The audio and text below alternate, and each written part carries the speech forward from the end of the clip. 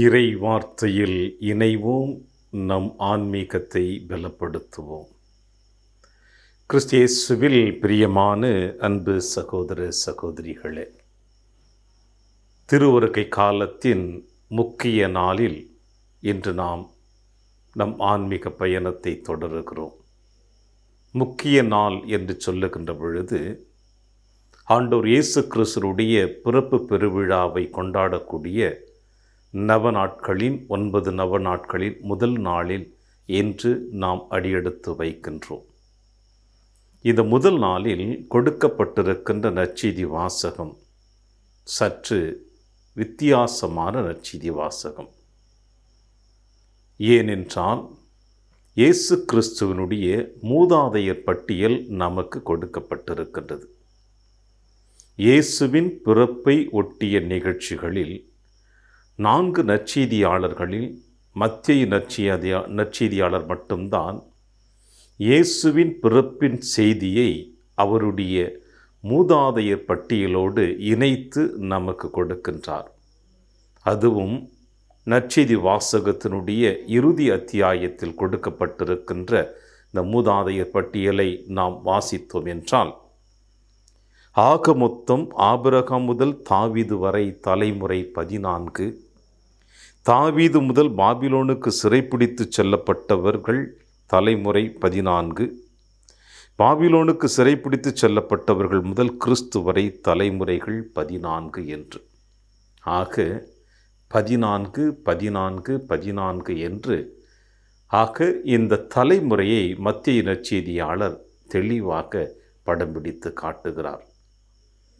ஏன் இப்படிப்பட்ட தலைமுறைகளை அவர் எழுத வேண்டும்?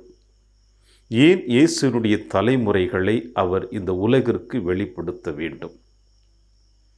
முதல் காரணம் என்ன என்று பார்க்கின்ற பொழுது, நாம் வாழ்ந்து கொண்டிருக்கின்ற சமுதாயத்திலே ஒரு நபருடைய பெயரை சொன்னாலோ, அந்த நபரை பற்றி பேசினாலோ, இந்த சமுதாயம் யாருடைய மகன், எங்கிருந்து வந்தவர், அவருடைய ஊர் என்ன, அவர் குலம் என்ன, அவர் ஜாதி என்ன, இப்படி பலவிதமான கேள்விகளுக்கு மத்தியிலே ஒரு மனிதனை பற்றி தெரிந்து கொள்ள விரும்புவார்கள் இந்த சமுதாயம். அதில் நீங்களும் நானும் இல்லை என்று சொல்லிவிட முடியாது. அப்படி இருக்கின்ற பொழுது குறிப்பாக யூத சமுதாயத்தை சார்ந்தவர்கள் தங்கள் தலைமுறையினரை தெளிவாக அவர்கள் தங்கள் பிள்ளைகளுக்கு சொல்லிக் கொடுத்து வளர்ப்பார்கள். ஆக இந்த நற்செய்தி வாசகத்தை நாம் வாசிக்கின்ற பொழுது மத்தேயு எழுதிய நற்செய்தி 1ஆம் அதிகாரம் 1 முதல் 17 முடிய நாம் வாசிக்கின்ற பொழுது மத்தேயு நற்செய்தியாளர் இவ்வாறு பதிவு செய்கிறார். தாவீதின் மகனும் ஆபிரகாமின் மகனுமான இயேசு கிறிஸ்துவின் மூதாதையர் பட்டியல். ஆபிரகாமின் மகன் ஈசாக்கு என்று ஆரம்பிக்கிறார். இறுதியாக அவர் சொல்லுவது, யாக்கோப்பின் மகன் மரியாவின் கணவர் யோசேப்பு, மரியாவிடம் பிறந்தவரை கிறிஸ்து என்னும் இயேசு என்று நிறைவு செய்கிறார். இந்த நற்செய்தி வாசகத்தினுடைய தலைமுறை பட்டியலை பார்க்கின்ற பொழுது, ஏன் மத்தேயு நற்செய்தியாளர் இந்த தலைமுறை பட்டியலை எழுதுகிறார் என்று சொல்லுகின்ற பொழுது, இயேசு கிறிஸ்துவை பற்றி இந்த மண்ணுலகிற்கு நற்செய்தியாக போதிக்க வேண்டும். ஆக யாரிடம் அவர் போதிக்கப் போகிறார் என்பதை முதலில் அறிந்து வைத்தார். அது யார் என்றால் யூத சமுதாயத்தினருக்கு.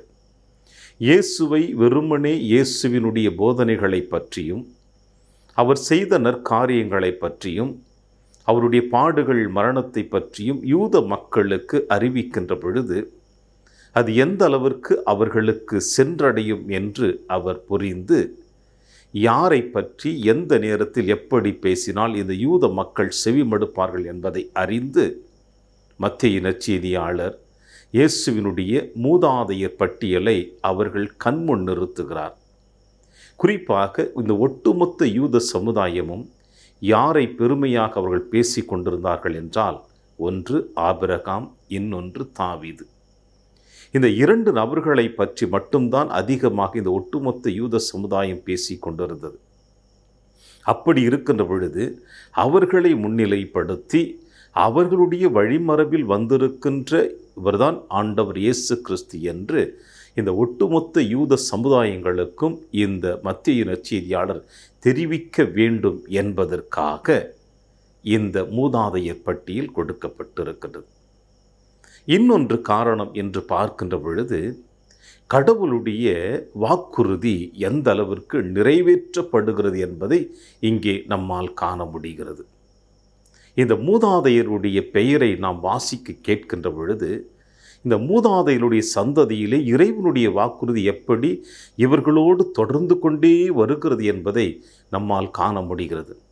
ஆபிரகாம் முதல் ஆரம்பிக்கப்பட்டு, தாவீது ஆரம்பிக்கப்பட்டு, அன்னை மரியாளிடம் வந்து அடைகிறது என்றால், இறைவனுடைய வாக்குறுதி எந்த அளவிற்கு இங்கே வெளிப்படுத்தப்படுகிறது என்பதை நம்மால் காண முடிகிறது.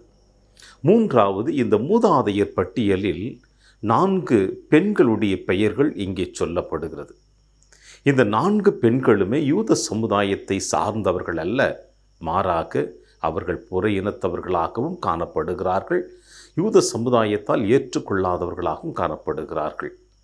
இப்படி இருக்கின்ற பொழுது இந்த பெண்களை ஏன் மத்தேயு நற்செய்தியாளர் உள்ளே அழைத்து வருகிறார் என்பதை நாம் பார்க்கின்ற பொழுது, இறைவன் இந்த உலகத்தில் இருக்கின்ற எல்லோரையும் தன்னுடைய பிள்ளைகளாக ஏற்றுக்கொண்டிருக்கிறார், தன்னுடைய வாக்குறுதி எல்லோர் வழியாக இந்த மண்ணுலகில் கொடுக்கப்பட்டிருக்கிறது என்பதையும் இந்த நற்செய்தி வாசகம் தெளிவாக நமக்கு காட்டுகிறது.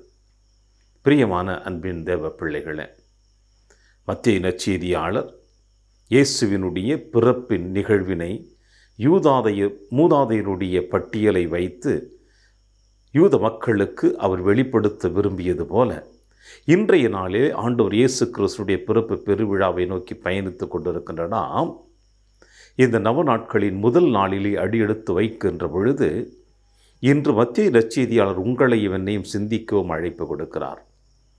இயேசுவினுடைய மூதாதையர் பட்டியலை வெளிப்படுத்துவது போல நம்முடைய மூதாதையர் பட்டியலை இன்று நாம் சிந்தித்து பார்ப்போம். நம்முடைய பெற்றோர், பெற்றோர்களின் பெற்றோர், அவர்களுடைய பெற்றோர், இப்படி வழிமரபினராக வந்திருக்கின்ற நாம் இறைவனுடைய ஆசீர்வாதத்தை எந்த அளவிற்கு நாம் பெற்றிருக்கின்றோம், அந்த ஆசீர்வாதத்தை எந்த அளவுக்கு நாம் பயன்படுத்தியிருக்கிறோம் என்பதையும் இன்றைய நாளிலே சிந்திக்க நாம் கடமைப்பட்டிருக்கின்றோம்.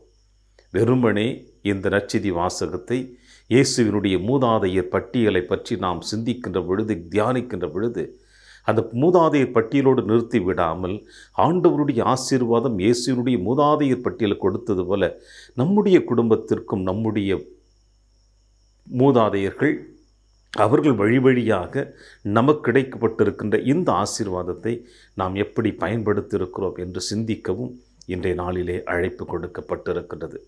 எனவே இந்த அழைப்பை ஏற்றவர்களாக நமக்கு கொடுத்திருக்கிற ஆசீர்வாதத்தை நான், என் பெற்றோர், இனி வருகின்ற என்னுடைய சந்ததி சரியான முறையில் பயன்படுத்தி, இன்று நான் இந்த கிறிஸ்துவினுடைய பெருவிழாவை நான் தயாரிப்பது போல இனி வருகின்ற என்னுடைய தலைமுறையும் ஆண்டவர் இயேசு கிறிஸ்துனுடைய பிறப்பு விழாவை மட்டுமல்ல, என்னுடைய சந்ததியின் வழியாக இறைவன் கொடுத்திருக்கிற ஆசீர்வாதத்தையும் அவர்கள் நினைவு கூர்ந்து அதற்கேற்றார் போல இறைவனுக்கு நன்றி கடமைப்பட்டவர்களாக வாழ வேண்டும் என்ற வரத்திற்காக இந்த நாளிலே ஜெபிப்போம். இறையாசிர் என்றும் உங்களோடு.